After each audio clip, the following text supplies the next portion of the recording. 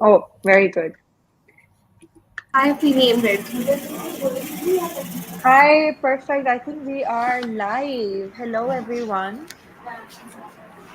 Thank you so much for joining in. My name is Azima Dhanjee. I'll be the moderator for the session. Just to make sure that all the housekeeping is there, I'll see if there is some background noise. I'm going to request our interpreter to just mute herself so that yeah, perfect, awesome, that's where I thought it's coming from. Thank you everyone for joining in. Like I said, my name is Azima Dhanjee. I'm going to be moderating this brilliant session today on building inclusive organizations with the one and only Hafsa Qadeer. Hafsa is the founder of ImInclusive, and just like how the name suggests, their entire organization is all about inclusion, and I am very proud to host this event that's organized by Minerva, the platform who has brought all of us together and who is, in true meanings, embodying what true inclusion means. And I would definitely recommend each one of you to go and read Sana's recent post about how this entire discussion was brought together, how it went from audio to video, just because we wanted to ensure that the deaf audience could also attend the session and we could have sign language interpretation. So kudos to Minerva for that. And for those of you who don't know about Minerva or would like to know more about Minerva, before we kick off the session, I would love to read what Sana and her team also wrote down, which I thought was beautiful. So Minerva is what they like to call a people excellence lab. It's all about bringing high performing individuals together so that they can get an opportunity to learn from each other, to support each other. And I think this is something that we don't realize, that even if we are in C positions or we're leading organization, we still need support. We need new ideas. I mean, God knows how many times I've reached out to Hafsa for ideas and support. So I'm just truly honored that, Minerva has built this platform so that everyone can learn from each other and Minerva can support leaders in their journey as well. If you believe in a future where work is inspiring, please do stay connected to the Minerva ecosystem. There are going to be many, many interesting conversations, just like the one we are having today. It is linked to the Disability Pride Month that just went. So in July, globally, we celebrate Disability Pride Month. And linked to that, we're having this conversation today about building inclusive organizations. Hafsa, thank you so much for joining us today and being a part of this conversation. Thank you, Azima, and I totally echo you. I think Minerva is doing some amazing work, and it's really important, to build that kind of ecosystem where good people practices can be discussed, encouraged. Yeah. Absolutely. And I was told that there's a very fun story of how you and Sana met recently.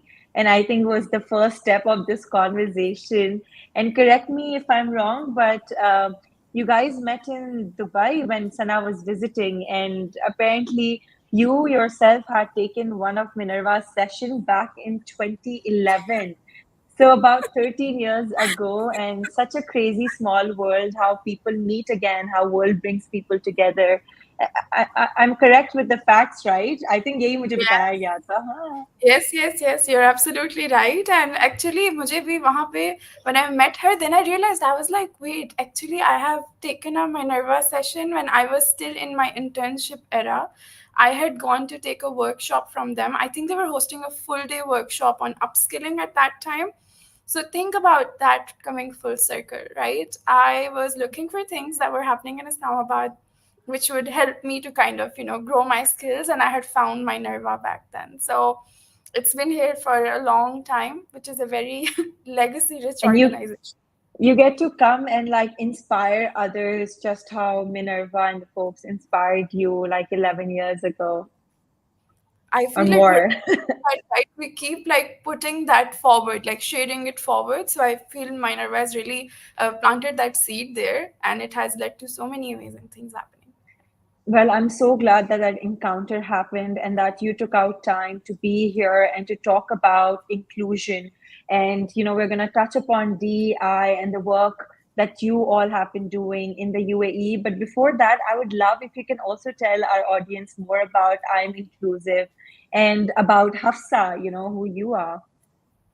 Thank you, Azima. And of course, I want to take a moment right after this to introduce ConnectHear for anybody who's listening, because we do have audiences joining in from UAE and Middle East, North Africa today. So thank you also to the interpreter who's interpreting for us. We have quite a few of our deaf community members joining in today.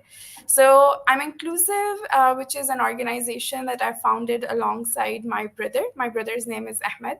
Ahmed and I have founded I'm Inclusive together. It is an organization that supports disability inclusive HR practices across UAE, Middle East, North Africa, and globally wherever we get the request from.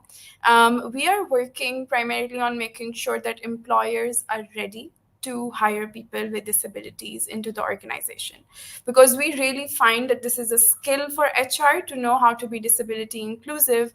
And my brother is also a person with disability. Most of my team members are also people with disabilities. And when I started this journey, I was working at Special Olympics, which is Olympics for people with intellectual disabilities, right?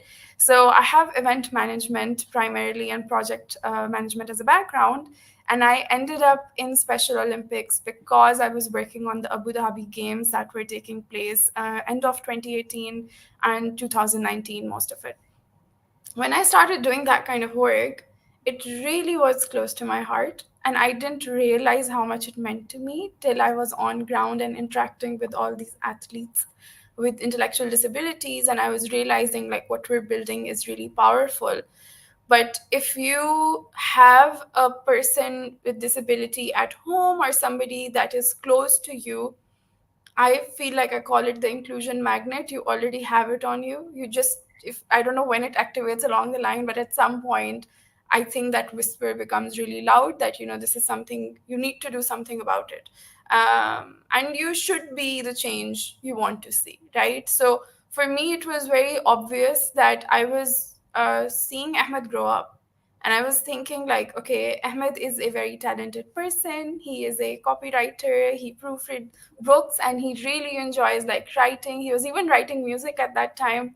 And I was thinking, like, imagine Ahmed going for a job interview at some point in his life, right? And people are just going to look at him and perhaps judge him by his wheelchair, or just see like Ahmed, like, oh, Ahmed is using a wheelchair. But I know so much about this wonderful human being. And I was thinking, like, how is it going to be for him when he tries to enter the workforce or tries to create opportunities for himself? So I have four younger brothers, of which Ahmed is one of, my brothers as well. And I could see the differences when I thought about all four of them, and they are really the driving force in my life. So my four brothers is like, a lot of what I do is around that, being a good role model, being a good female role model. So I really wanted to do something that if he reaches 21, right? He was 16 when I started. I was like, by the time he reaches 21, I think I can do something about it. But I didn't realize it will snowball. I had no idea how big it would Alhamdulillah. become. And today, I'm Inclusive is UAE's largest social enterprise when it comes to disability inclusion.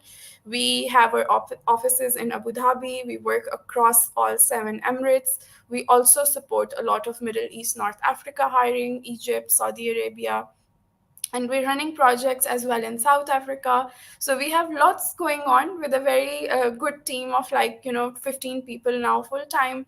And I think that's a big feat that we've achieved since we conceptualized this 2019. I came full time to I'm Inclusive 2022, and we're in 2024, and God knows what's next, right? No, I absolutely loved how you mentioned, like, सबसे पहले तो just to identify how you saw a space that hasn't been touched, and you were like, I need to create it myself for my brother when he reaches. So the planning that went to it, kudos to you and your entire team. And Hafsa, I think every listener who has joined us today, either they are employed somewhere or they are employers or they're running their own, startups, and the whole focus is कि किस तरह से हम organizations के अंदर truly disability inclusion create कर सकते हैं. And of course, it is also at times used as a buzzword. आजकल तो, it is also DEI, in true meanings, it's also making a difference. And at the same time, it is also like, it has become a buzzword as well. So being in this field, when you started till now, how do you think and how do you see this terminology has evolved in the market? How do people perceive it? And do you also think that there's a lot of chaos around it, and how to, in true meanings, get through this chaos and actually implement the goals of DEI? I think that's a very powerful question, right? I mean, if we talk about DEI, there is a lot of buzzwords around us, and DEI sometimes just gets swept away in that wave. And it's considered something which can be very generic, right? Some people consider DEI is just about cultural inclusion. Some people think DEI is just the topic of, asking this consistent question, how many women do we have on the table making decisions? But if we look at DEI as a whole spectrum, or even if you can consider it like a chart of so many different elements, diversity, equity, and inclusion, within those words, equity is a very powerful word, right? Equity is not equality.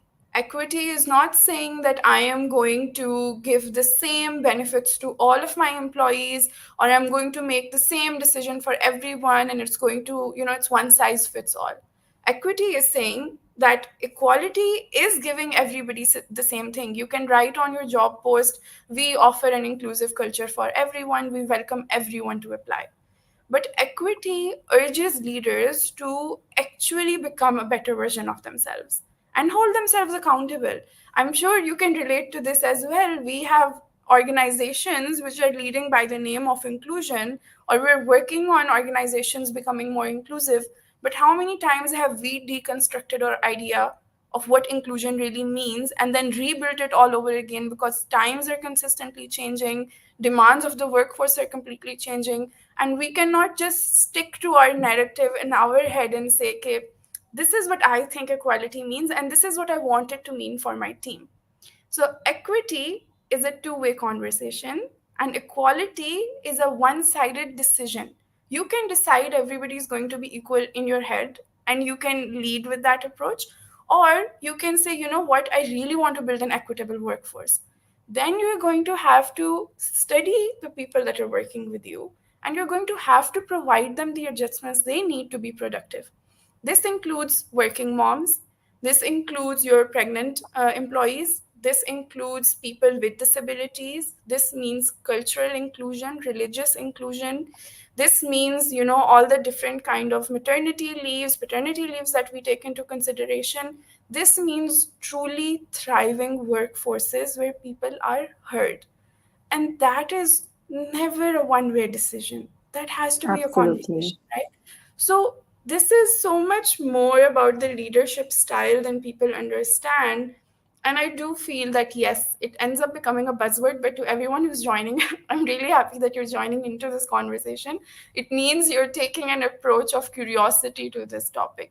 Azima, before we go forward, can you please tell everyone about ConnectHear as well? Because I do want to make sure we take that opportunity.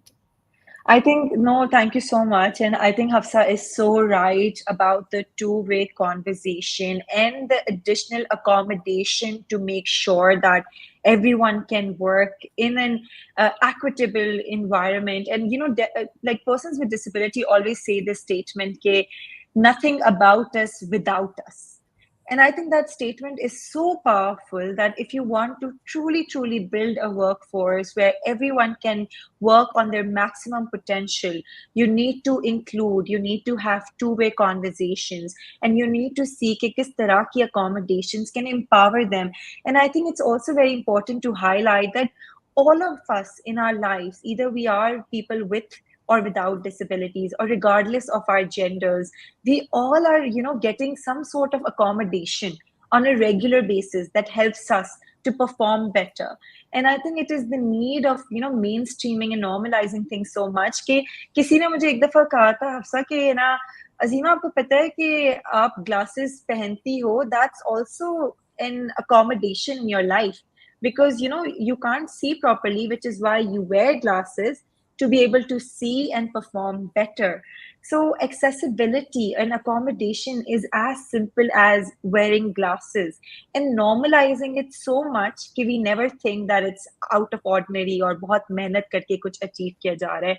And I think this is such an important message for everyone who has joined in to having that meaningful conversation about inclusion and DEI and about Connect Here, because you know I think we cannot pass that. So taking Hafsa's request, Connect Here also works for persons with disability, and we do that in Pakistan. We are working with corporates in making their spaces and services accessible for persons with disability. That's our vision. जिस तरह से आपके लिए और हमारे लिए कोई भी जगह जाना या कोई भी सर्विस लेने में डिफिकल्टी नहीं होती, हम तो सोचे बगैर दुकान के अंदर चले जाते, but a person with disability always has to think before entering a store or a banky branch. So we work with a lot of corporates in Pakistan, and we do it through the use of technology and making sure that through accessible tech, everyone has access to products and services and employment in the country. And I also started it because my parents are deaf, and like Hafsa said कि हमारे अंदर एक magnet होता है that forces us to really, really focus on this. Thank you so much, Hafsa, for giving an opportunity to talk about Connect here as well. And, you know, just taking this conversation forward, I also want to ask you about the current organizations that you're working with, right? So, like you said, it's a lot to do with leadership. And it's a lot to do with leadership, understanding DEI. Can you share with us, like, the initial conversations that you had with the organizations who you met for I'm Inclusive? What was their, you know, perceived notions? What were their assumptions or maybe their confusion?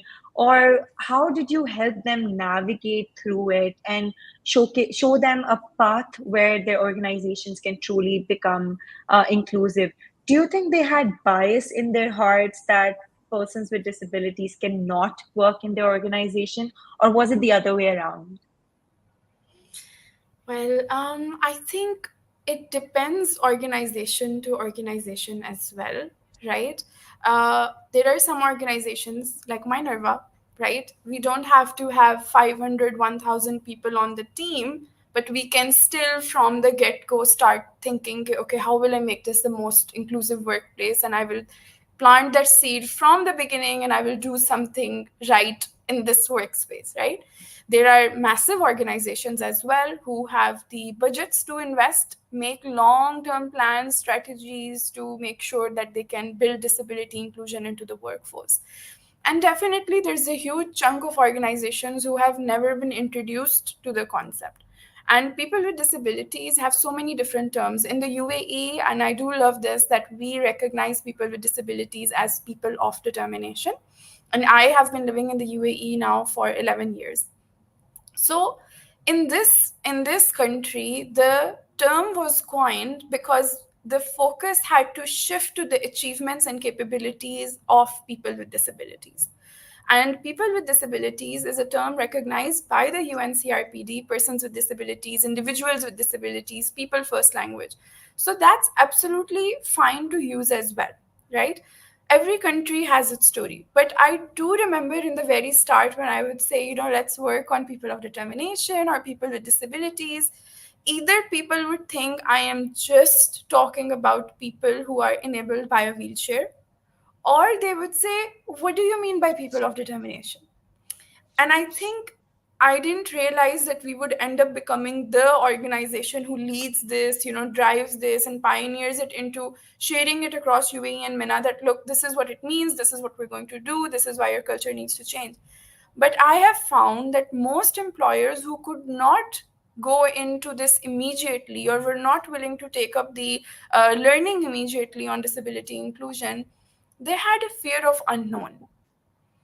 So most of us are in the UAE coming from so many different cultures, right? We have I think easily over 200 like nationalities here in this country. And even if you look at just Pakistan, how many notions about disability or how much conditioning do we have since childhood? Even I have had to break that in my mind. There are terms that we use and metaphors and idioms that we use in our regular day to day language which are very demeaning. And I always say, if you want to see the culture of disability inclusion, look at the jokes that we laugh at. And that's a very hard one, right? Because you almost have to assess your dinner table conversation and go like, oh wait, what do we actually find as humor? Yeah. And somehow disabilities have ended up for a very long time on dinner table conversations as humor. So unless you have a person in your family, in your relatives, in your close friend circle, you will not sit back and go like, oh wait, actually I don't want people to laugh at this. I want this to be taken like, really seriously, and I want it to be considered as a human right. So we have navigated the landscape by finding who else has the inclusion magnet first. you know, we've said, okay, look, we understand that we will go and make maybe 100 phone calls and try to explain to people, or we can funnel this out and we can find out who's willing to understand what we're saying first, and we can create that community first, and community is at the heart of everything we do.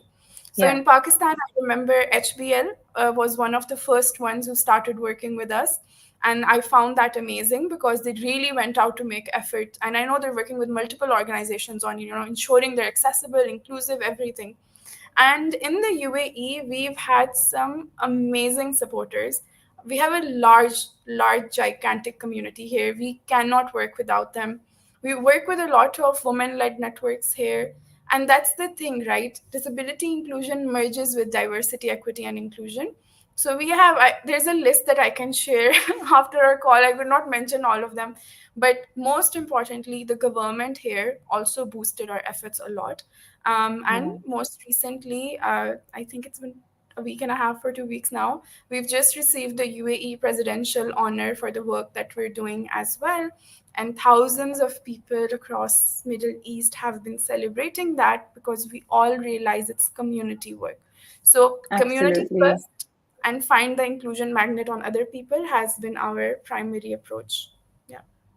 I absolutely, absolutely love that. And I also love the fact that there was a lot of fear of unknown. And it was about tapping in and having that conversation. And I think that is a good message for all of our listeners that if you have that magnet in you, just have a conversation, just think about what can you do within your organization. It doesn't have to be something big, but it could be, step by step. Taking that first step is the hardest. But once you get on that path, you'll see how many people come together to support you, like Hafsa mentioned.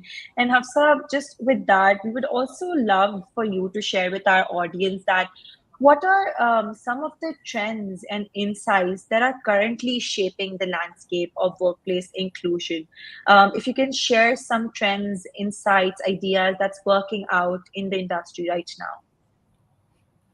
So, two things I can share with you which are working really well um, is that the years and years of the movement of having gender inclusive workplaces is now resulting into parent friendly workplaces as well. Yes. So that's a really big deal. Like, I feel like in any of our social movements, we cannot discount on the efforts that decades and decades have been invested into by so many social activists and advocates before us. And that is a compound effect of what's happening with our spaces right now, which is why diversity and inclusion has become a very powerful social movement within workforces. And the second thing is skill first hiring has become a norm.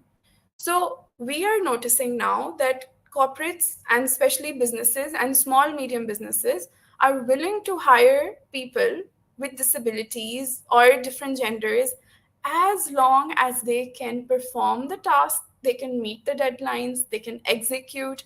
And this is where the skill first hiring approach has been a key primary driver of hiring decisions. And it is also interesting to me that the decision making approach is changing. And this is how I at least find a very future ready leader compared to somebody who's still navigating the workspace, is that one factor is not the determining factor of a hiring decision. So you cannot put a time bound exercise, for example, on an autistic individual or somebody with a disability who's not willing to follow a time bound exercise. And if they fail that result, you go like, oh no, I'm not hiring this person, you know? So there is a, I'm saying that there are people with different backgrounds and disabilities who prefer different adjustments and accommodations.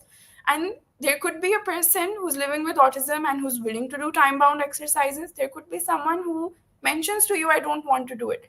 But people are not trying to get that one size fits all approach anymore. They're willing to accommodate, adjust, and make holistic decisions instead of these, detrimental decisions on pass and fail. So Yeah. that's been.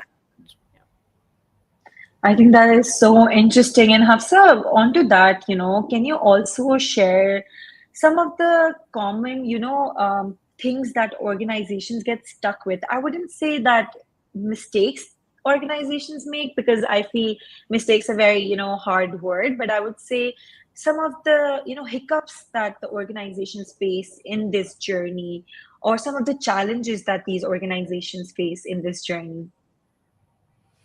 I feel that many organizations, I'm sure you've noticed this in your work too, can sometimes get into this decision paralysis.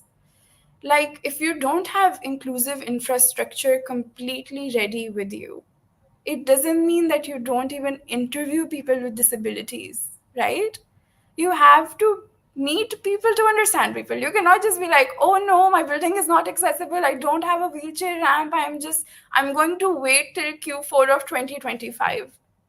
That puts organizations like us like 10 steps backwards, because we are trying to make sure that our candidates are learning how to interview.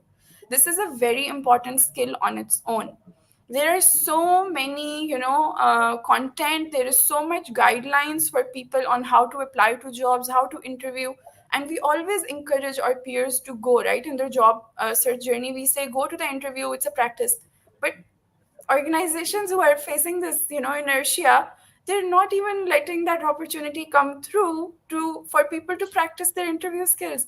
So that is, I feel, these are things that create a large roadblock where it's not needed. You can continue to meet people, set the right expectations of timelines, decision making, and you can support our organizations by creating these interview opportunities and letting people practice their skill and sharing that very openly with them. But just because your infrastructure is not fully ready yet, or you're scared of giving someone hope, there are ways to navigate that conversation. It shouldn't become a bottleneck for companies like ours trying to really make sure that you have healthy pipelines for talent available whenever you are ready. I think that's such a good point, such a true point. And I think we have also seen that organizations come from a good place where they are nervous about taking that first step until they have achieved everything 100%. However, you're very right that reaching the 100% would take time, and that means there are so many persons with disability who are out of job and who are not getting the first opportunity because there are strategic things happening like that. So it's about taking that first, leap of faith and giving it a shot and figuring things out. And like you said, taking that very first step. So Hafsa, do you have any such examples to share with our listeners? Like we talked about theory of things, we talked about challenges. Can you also share examples of some of the companies that you have worked with amongst the long list, who you were able to inspire, take chances with, and it really turned into meaningful impact? Absolutely. So, because here in the UAE, we have also been part of a program called Visa She's Next. Visa She's Next is a program that runs in Pakistan, Middle East, and I would highly encourage women entrepreneurs to also apply. It's a competition that searches for the best of the best entrepreneur talent and really awards them, recognizes them, but opens a platform for them where they learn the real life things like, real life entrepreneurship, procurement, supply chain. They really help you build that out. So here, Visa is one of the companies that we work with a lot, and they have been following a very long-term strategy on how to be disability inclusive. And they even prioritize like small business owners with disabilities, which I love in their approach of, disability inclusion and diversity, equity, and inclusion. Another one that we work with very heavily is a retail group called Shalhoub, and they were the first ones, one of the first ones in the UAE as a private sector employer to start hiring fashion consultants with disabilities. So we've got some really amazing talent working in the Bay Mall, in Mall of Emirates, in really awesome positions in the brands that they love. If somebody loves shoes, if somebody loves makeup, they have chosen people based on their interests, their skills, and those have been some life-changing stories. This morning I was in a university where I'd given a lecture, I think around 6 to 9 months back, and as soon as I walked in, a woman came running towards me and she hugged me and she was like, "Oh, I saw the photo. I know that you guys have been accomplishing so much." And the truth is that these organizations who are supporting us in this journey, they have propelled this community forward so much that we genuinely feel when we're in the metro in Dubai, when we're in the malls, when we're in places, we see people are employed, people are working. We used to have so many, events before, which were for upskilling during weekdays, but we really have to shift our schedules to weekends because we know most of our candidates with disabilities are working. So that's a good, I think, success metric, not just for us, but for these corporates as well, who have changed the dynamic of the workforce in this country. Absolutely. I literally have goosebumps. This is so powerful, Hafsa. And I think we're just waiting for the interpreter switch for the other interpreter to join We'll take a in. break. Yeah, Also, we talk so fast and they perfect. keep up with us. We get so excited. I think I absolutely learned so much from Hafsa every single time, and I've known her for such a long time. Hafsa, you spoke about a very, very important topic, and it's off the script, but I have to ask this and I have to highlight this. So you mentioned about, corporates doing the work and at the same time marketing it to make awareness. So have you ever had any encounter with corporates? Like I know we have some partners who at times also, get confused about should we market it? Should we talk more about it? Should we be bold about telling people we're doing this? Would it look like that, we're showing off, or would it be used as like an awareness and a push for other companies to get inspired and do it? So can you tell more about organizations taking these steps and then inspiring other companies in their industries to follow the steps as well, to create inclusion within their organizations as well, because we can never have enough of these organizations. Tell me your thoughts on that. That's an excellent question, Azima. And I do love that you're always curious and you always ask such brilliant questions. So, marketing, we all understand, is all about timing, right? And it's better to do something right and then vocalize it rather than just on the get go start communicating everything externally. Communications is internal and external, and there are ways and strategies that you can implement. So you don't have to, from the first time, for example, let's say you met Connect here in Pakistan as an organization, and you start saying, like, "Oh, we just met Connect here." Maybe that's considered from some people like, "Oh, that's coming across as, like it's just a piece of marketing." But you can make it more meaningful. Like, I know Connect here does career fairs in Pakistan, we do career fairs in UAE.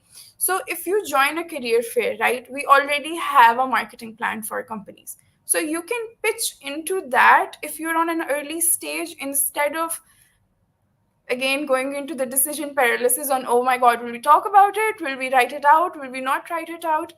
And the other thing I feel in context to our conversation, the job descriptions are really good advertisement of company culture, right? So if the job description has a generic sentence in it which says, "We welcome all talent, despite of their race, gender, religion," this is something everyone uses. And definitely there are ways of going beyond this and making sure it's reflecting your internal organization culture. So I would totally encourage leaders to see the right timing, the right method, the right vehicle, the right strategy, and then consulting, with the organization that you're working with on what's the right time to do that. Because it's a heavy question. I cannot say that you should just go out and start posting about it if you've just started on your journey.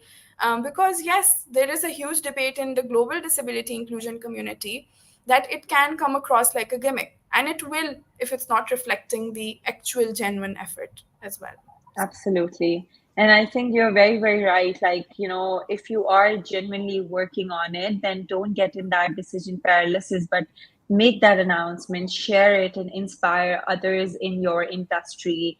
Tell them, like you said, give them ideas, make the post meaningful, that teaches them on how they can also be a part of this journey. Hafsa, thank you so much for sharing that. And I think we have viewers joining in. So I would also let you guys know that we do have time for question answers at the very end. So if you have any questions, please send them in, and I'll make sure that I ask those questions to Hafsa as well. No matter where you are joining us from the entire world, ask us questions, and we would make sure that those get answered. Hafsa, now I also want to talk about the type of disabilities that we focus on. Like you mentioned very early in the discussion, that a lot of the times, our first thinking, or the society's first idea of a person with disability or people of determination is someone on a wheelchair, because it's a very visible disability, and it's something we are used to seeing all around us and has always been a part of conversation in some ways.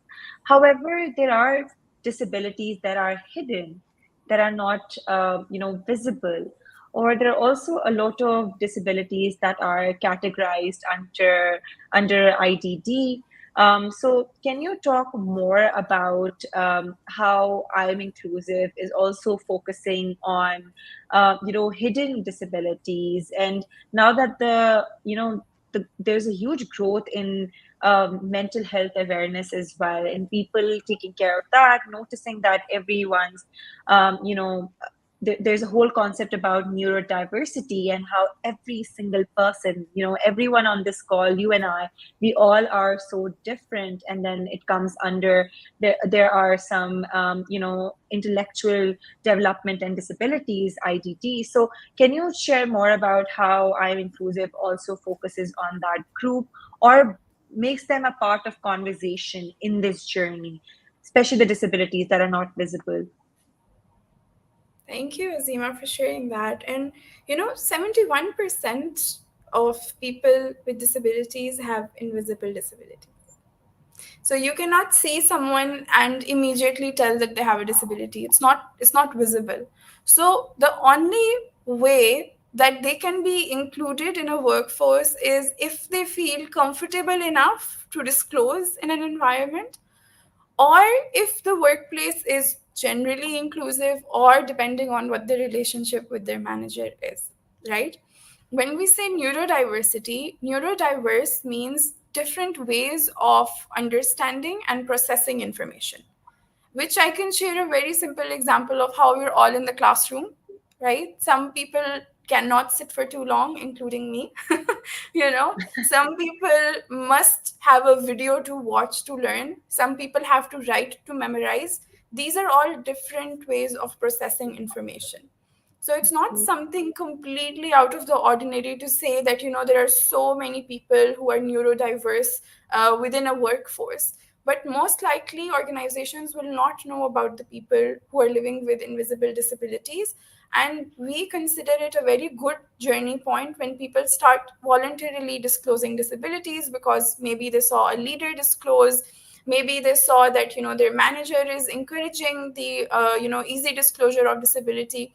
So you cannot really ask someone like, tell me if you have a disability, but you can make a psychologically safe environment for them to open up. For us, we have been working with organizations to make sure that they are becoming psychologically safe when it comes to disability inclusion. We address a lot of topics in our trainings and our workshops where we make sure that companies are preparing, because as I said, in the UAE, we have a very, very diverse workforce.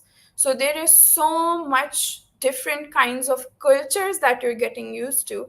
And when you bring that intersection of culture and disability, we have to also understand everybody's different perspective on disabilities. So my team is consistently researching, learning from examples around the world, understanding, what are the different behaviors of different cultures towards disabilities, and then implementing the best practices for the organizations. So we consult, we strategize, we support, and of course, our goal is that people get hired at the end. We're not shy to Yes, say that. absolutely. We want people to get recruited, but if an organization needs help to prepare for that, we will do that. So that is a way in which we're preparing workforces to become more like neurodiverse, inclusive. However, we can share that as well very openly, that a large population of the people that we work with are people with physical disabilities, visual disabilities, hearing disabilities, and sometimes we also have at this time intellectual disabilities. It's not the largest chunk of our work yet, because there is a lot of policy and law that goes into making sure that the recruitment is safe and successful in the UAE, which we are still in the preparation phase for. And I hope sometime 2027, I can easily say that yes, we are supporting a large group of people with intellectual disabilities. We do now, but we have a lot of selection criteria as well.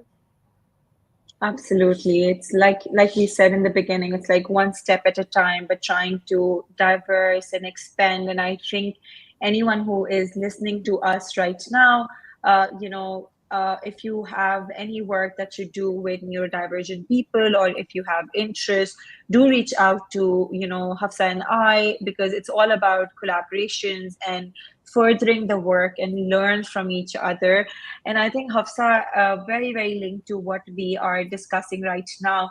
There's a question that's been asked by Azim Abbas, and his question is, what role can AI play in helping people with disabilities and also in building inclusive organizations? So, would love to hear your thought about the role of AI and technology for persons with disabilities.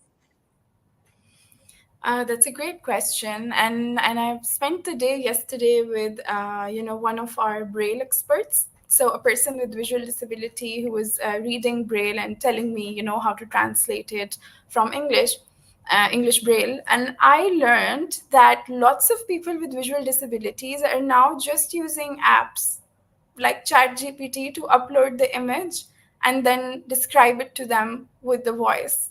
And she said to me, she said, actually, AI is replacing a lot of what we used to do traditionally, to scan images, to read out loud images. And it is there. The use of AI is expanding in those very simple ways.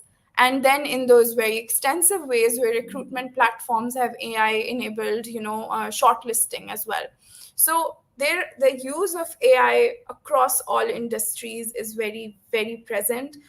We have been prompting our candidates as well to learn how to use technologies which have AI integrated, so that they're not left behind in the wave. And we encourage them to learn about the modern day technologies. And AI in the workplace is definitely going to become a mainstream, right? It's a skill we want people to have. So we're working on seeing those different changes on how people with visual disabilities, hearing disabilities, people with physical disabilities can benefit from the use of AI. But I definitely find this interesting to what our rail expert Wafa was sharing with me yesterday, that yes, they don't feel the need to always use Braille because they can point up the camera, scan something out, and AI will read it out to them. Absolutely. And I think definitely AI has proved, and technology itself has proved how, leveraging AI and tech has allowed and empowered persons with disabilities globally. And you're very right. On a regular basis, we see such brilliant examples of it. And, even the Be My Eyes application that persons with visual impairment use, where people can be volunteers and they can assist people with visual impairment on the things around them. And if they have any visual questions, Be My Eyes app helps with that. So it's technology just connecting sighted and people who aren't who are visually impaired together. And I think similarly, even the ConnectHear application, it was so interesting that a friend of mine shared. He's a person with visual impairment. How his friend used the app to do the same thing. He called the interpreter and asked him to guide him through the different documents that he had, and he had to submit it at the bank. So I think, Azim, that's a very good question. Hafsa is right that on regular basis we're just seeing AI and tech, literally empowering persons with disabilities, and then also helping employers feel less overwhelmed and more confident about how, by deploying technology for their staff, giving them that accommodation, allows persons with disabilities, the employees with disabilities, to reach their full potential. Thank you so much, Azim, for that question. We also have another question from Sana, and it is very, very linked to what I was going to ask you next as well. So we talked a lot about, the organization and the landscape and overall what's happening around us. However, it all starts with people with magnet, or those curious leaders who want to take that first step, but at times feel overwhelmed by it. So I'm just going to read out Sana's question. She asked that I've often backed out of inclusion initiatives at the organizations I was leading out of fear of doing it wrong. Let's say I hire people with disabilities, but what if the team isn't ready to be inclusive or doesn't know how to make people feel included?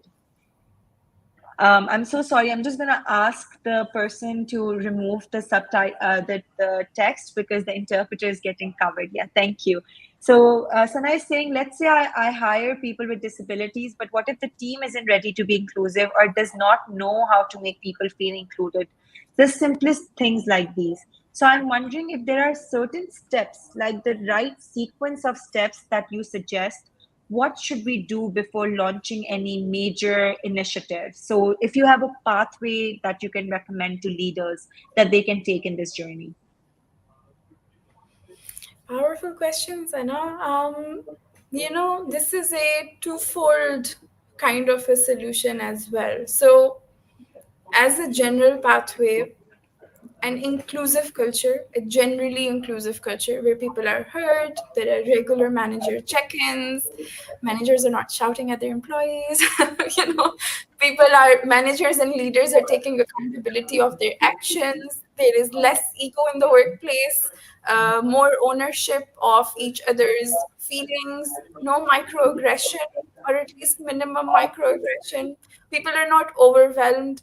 These are some of the positive signs which we can see in a workplace or a department where we can say, yeah, your team can definitely include people with disabilities if this is your first step taking it.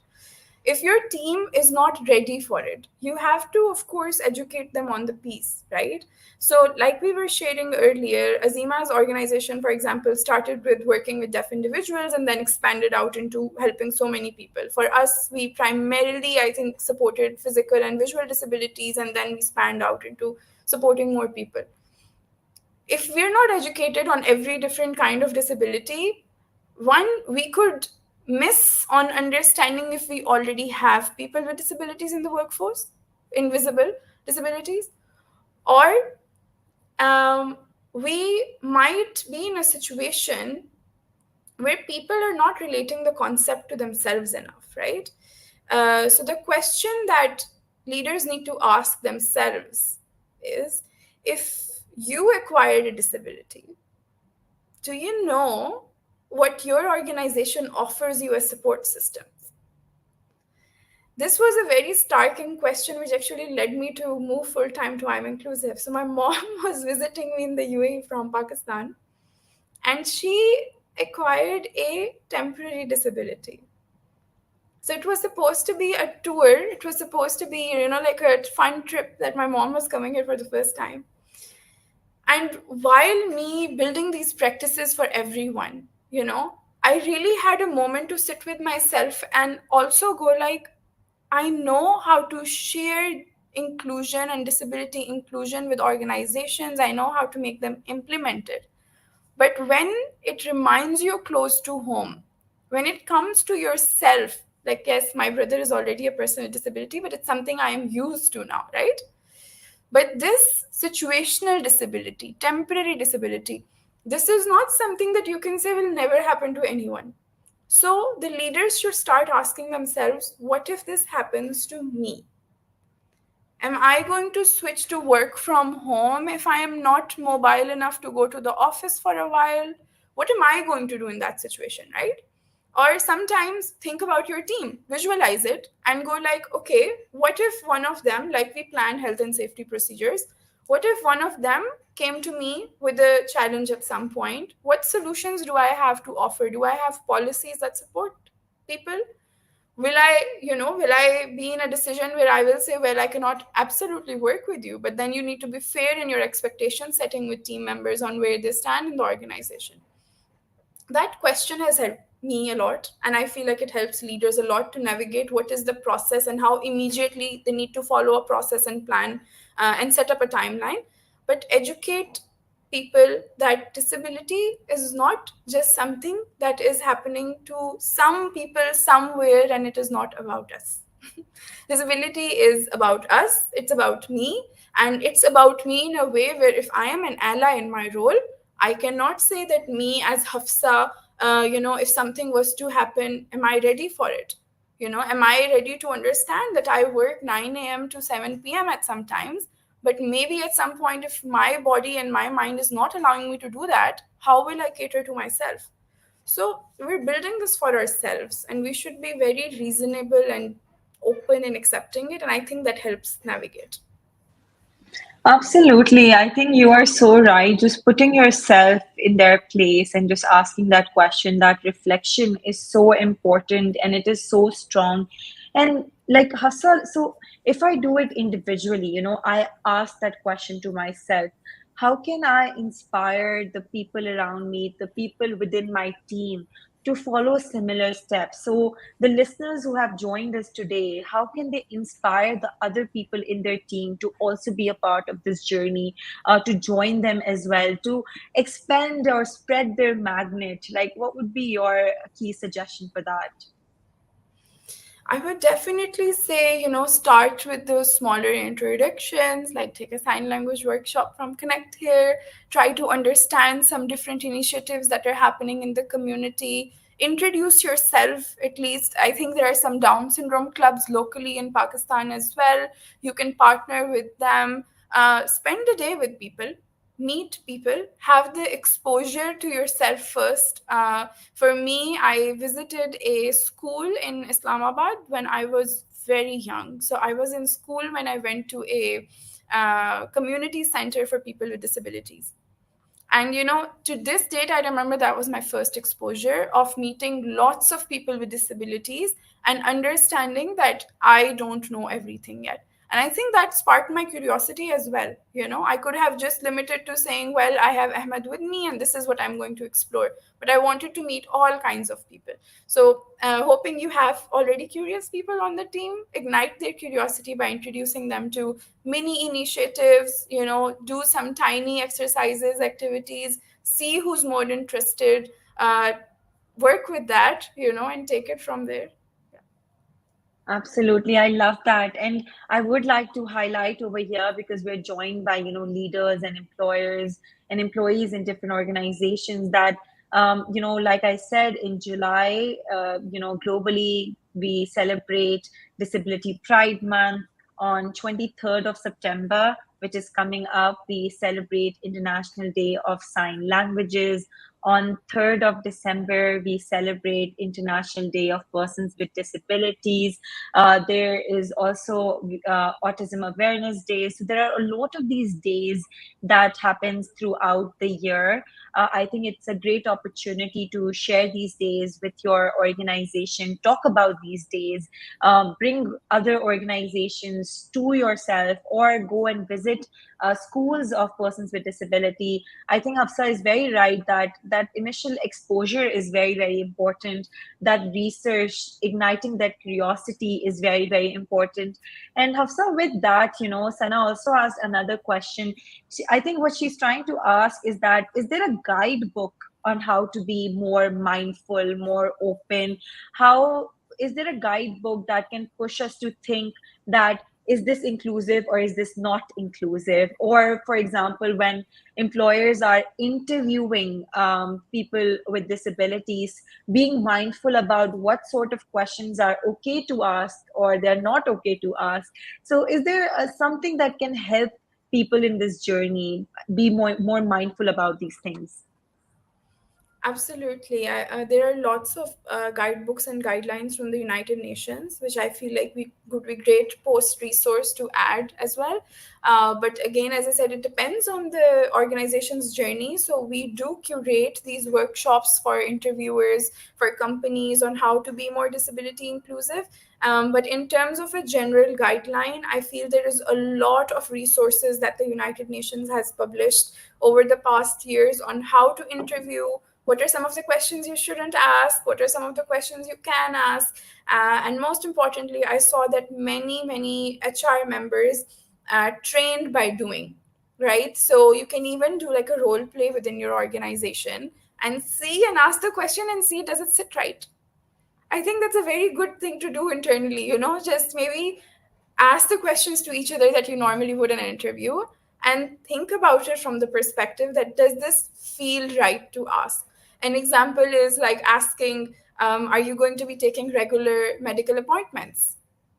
This is a question that depends on so many things on whether it's right to ask or not. So there are so many questions that you can think if that you would ask people.